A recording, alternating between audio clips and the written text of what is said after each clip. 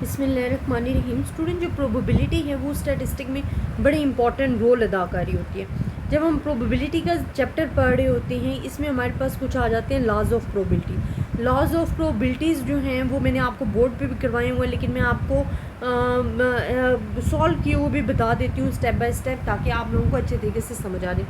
आज जो मैं आपको थ्योरम कराऊँगी वो BSc वालों के लिए है, और वो थ्योरम नंबर है 6.1। इसमें हम पढ़ेंगे लॉज ऑफ प्रोबेबिलिटी में जो हम डिस्कस करेंगे। अब स्टूडेंट, हमारे पास थ्योरम क्या है, वो कहते हैं if empty set is the impossible event then probability of empty set is equal to 0। अब हमने जो मेन मालूम करना है, जो हमारे पास लॉ है, वो हमने मालूम करना है कि जो इम्पिटी सेट है हमारे पास वो इज इक्वल्स टू, उसकी अगर हम प्रोबेबिलिटी लेते हैं, इम्पॉसिबल सेट जो होते हैं उसकी अगर हम प्रोबेबिलिटी लेते हैं तो वो हमारे पास 0 की इक्वल आनी चाहिए।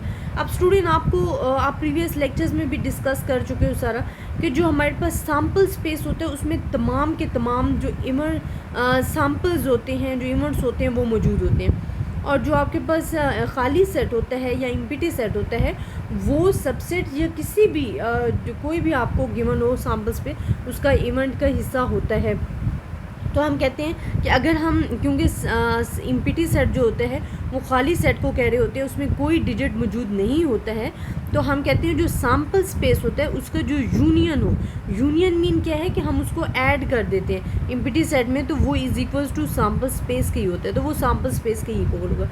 और स्टूडेंट, आप एक चीज़ हमेशा याद रखो, आप आगे तो प्रोबेबिलिटी लेनी होती है, सिंपल आप सॉल्व कर लेते हो। जो फर्स्ट स्टेप होता है ना, जहाँ आपने लेना होता है सैम्पल स्पेस, जो मेन आपने बनाना होता है वो आपने इक्वल लाना होता है सैम्पल स्पेस के। अगर सैम्पल स्पेस के इक्वल आ रहा है तो आप उसकी प्रोबेबिलिटी ले लो और फिर इसको सॉल्व करो। हम कहते हैं द श्योर इवेंट, हमारे पास जो सैम्पल स्पेस इवेंट होता है श्योर इवेंट होता है, जिसमें ईच एंड एवरी सैम्पल मौजूद होता है। एंड इम्पॉसिबल सेट जो होते हैं वो mutually exclusive and their union are this one. अच्छा, म्यूचुअली एक्सक्लूसिव हमारे पास कौन से होते हैं स्टूडेंट, जिसमें नथिंग कॉमन बिटवीन देम, जिनमें कुछ भी कॉमन नहीं होता।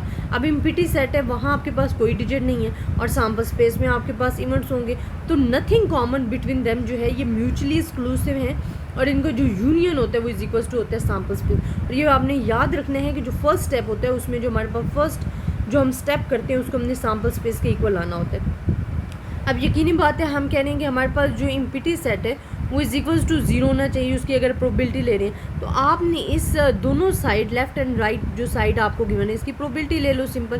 तो आपके पास S union sample space union खाली set empty set and probability of S आ जाएगा। अब क्योंकि यूनियन है स्टूडेंट, एक चीज़ हमेशा याद रखें कि जो यूनियन होता है वो पॉजिटिव साइन को शो करता है, और जो इंटरसेक्शन होता है वो मल्टीप्लिकेशन को शो कर रहा होता है। अब हमारे पास क्यों जो यूनियन है हम प्लस में चेंज करेंगे, तो आप जब इस पर प्रोबेबिलिटी अप्लाई करोगे, probability of sample space plus probability of empty set is equals to probability of S। अब हमने मालूम करनी है प्रोबेबिलिटी, जो हमारे पास वैल्यूज़ गिवन है वो कहते हैं प्रोबेबिलिटी ऑफ इवेंट सेट, सिर्फ प्रोबेबिलिटी ऑफ इवेंट सेट की मालूम करनी है। तो ये जो हमारे पास है इसको हम दूसरी साइड पे ले जाएंगे।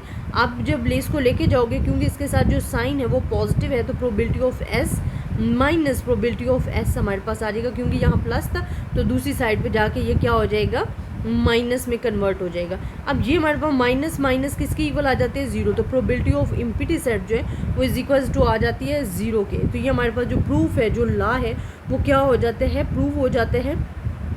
हम कहते हैं thus the probability of impossible event जो है इज इक्वल्स टू 0 होती है, और ये आपने माइंड में रखना है। एंड हमारे पास जो स्टेटमेंट है वो ड्राइव की जाती है from exams and previous proof theorems में से हमने इसको जो है ड्राइव किया। लेकिन आपने ये याद रखना है, अगर आपके पास थ्योरम आ जाते हैं कि empty set is equals to 0 है, तो आपने उसे कैसे सॉल्व करना है, इसमें कुछ भी मुश्किल नहीं है स्टूडेंट। अगर आपको फिर भी किसी किस्म की इस थ्योरम में कन्फ्यूजन है तो आप मुझसे डिस्कस कर सकते हैं। अपनी दुआओं में याद रखिएगा। अल्लाह हाफ़िज़।